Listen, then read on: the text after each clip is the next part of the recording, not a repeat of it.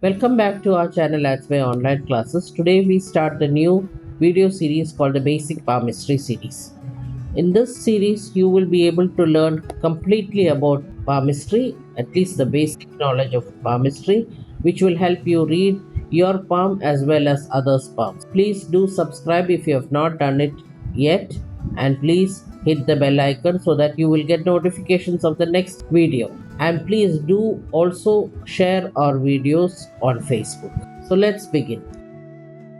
The art of palmistry, also known as chiromancy, has roots stretching back thousands of years, believed to have originated in ancient India and China. Texts on palmistry appear in Hindu and Buddhist scriptures, suggesting its importance in early spiritual practices. As trade routes expanded, this knowledge traveled westward, captivating ancient Greek, Roman, and Middle Eastern cultures.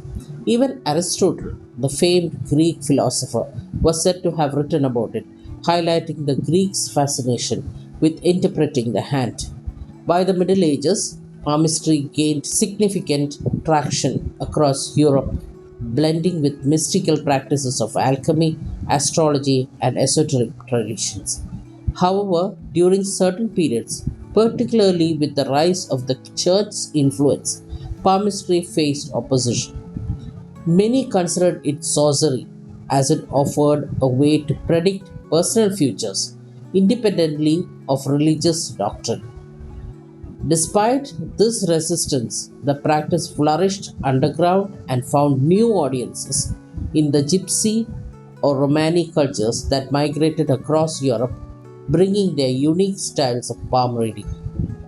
The early 20th century brought renewed interest in palmistry, with authors like Cairo, William John Warner popularizing it in English speaking countries. Cairo's writings combined esoteric beliefs with a somewhat scientific approach which resonated with Western audiences. Later, as psychology gained popularity, palmistry was sometimes dismissed as pseudoscience. Still, practitioners continued to view it as a form of self reflection, even using psychological insights to interpret the hand in a more better way. In the 21st century, palmistry holds a hybrid position.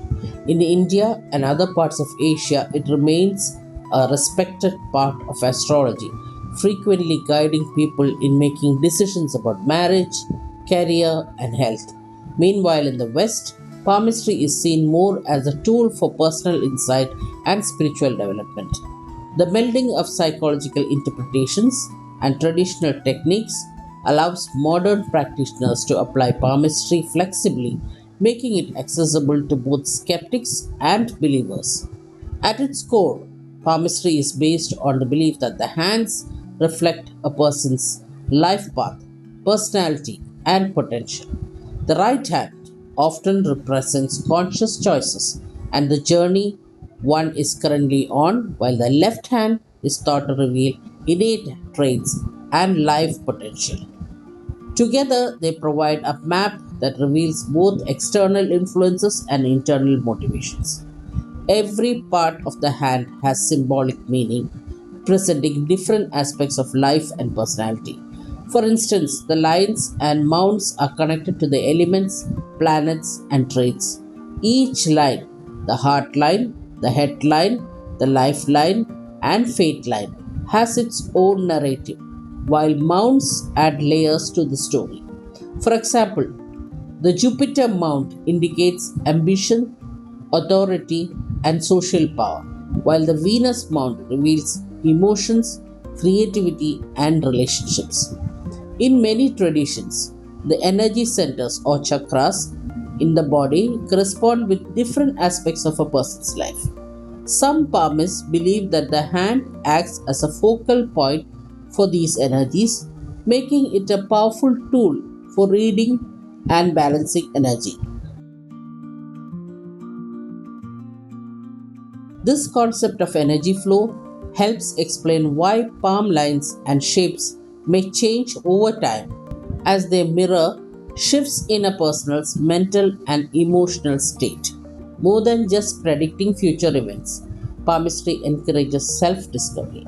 Each line, mount, and even the shape of fingers can offer insights into behavioral patterns, emotional tendencies, and hidden talents.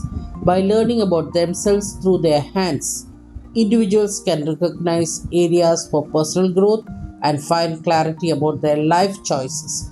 This philosophical approach is what sets palmistry apart from other divination forms and gives it a lasting appeal. The ethical approach to palmistry starts with a deep respect for the client. Many people seek palm readings during challenging times, hoping for guidance. As a reader, your role is not to make definitive claims, but to provide possibilities, insights, and support. You must be cautious with sensitive topics like health, relationships, and finances, ensuring your words empower rather than instill fear. A responsible palmist sets boundaries. Certain topics may be too delicate for a standard reading, particularly if they fall into areas better suited for other professionals, example, legal or medical issues. By setting these boundaries, you not only protect the client but also maintain the integrity of the practice. A good palm reader will avoid making claims about exact timelines or life or death matters, focusing instead on general guidance and positive encouragement. It's essential to cultivate a neutral mindset.